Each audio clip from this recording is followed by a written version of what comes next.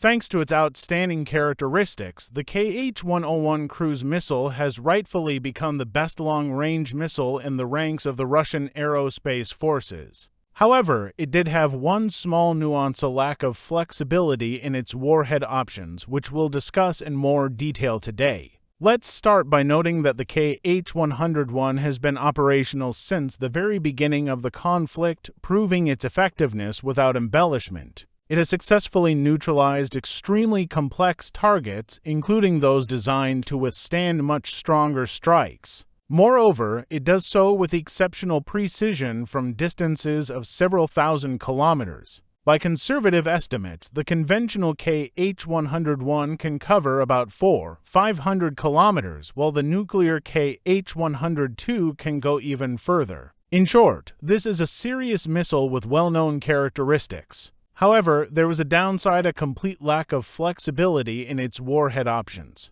It always carried a standard high-explosive fragmentation HE-frag warhead, which severely limited its strike potential. This created a situation where the aerospace forces had a powerful, long-range tool capable of disabling specific targets like critical infrastructure, but it lacked the capability to effectively strike area targets like airfields. This limitation allowed a significant portion of the enemy's aviation to survive high-precision strikes in the early days of the conflict. A single Kh-101 could only potentially damage 2 or 3 aircraft due to its limited strike radius. The same situation could repeat soon with the imminent introduction of NATO's F-16s in significant numbers. However, this time the problem is being preemptively addressed. The Kh-101 has been equipped with a long-awaited cluster warhead, significantly improving its effectiveness against area targets.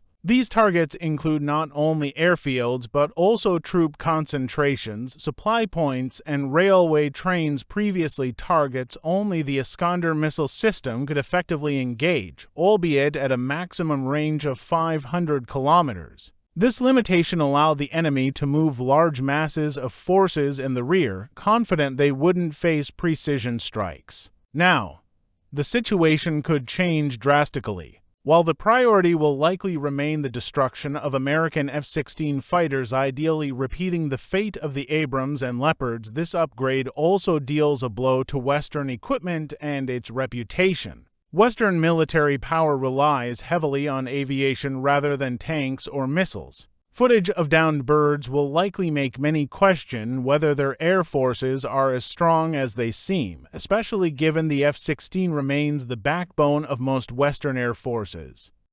Discussions about the F-35 are a separate topic, particularly in light of recent project news, which we'll cover another time. Moving on to the missile itself, a new version of the Kh-101 has been observed, a recent modification featuring an additional warhead. About 6 months ago, it was revealed that the missile had undergone significant changes. Fuel tanks were reduced, cutting its range to about 500 kilometers, while the freed space was adapted for a second warhead. Interestingly, the additional warhead is identical to the primary one, resulting in a total payload of nearly a ton, which can be configured as needed. During combat operations, the following combination has been noted: a cluster warhead paired with the standard HE-frag warhead. This configuration is quite versatile. It's effective both against area targets and standard objectives. Cluster warheads have one downside. While effective over an area, the strength of each individual element is relatively low, meaning well-protected targets may survive the strike.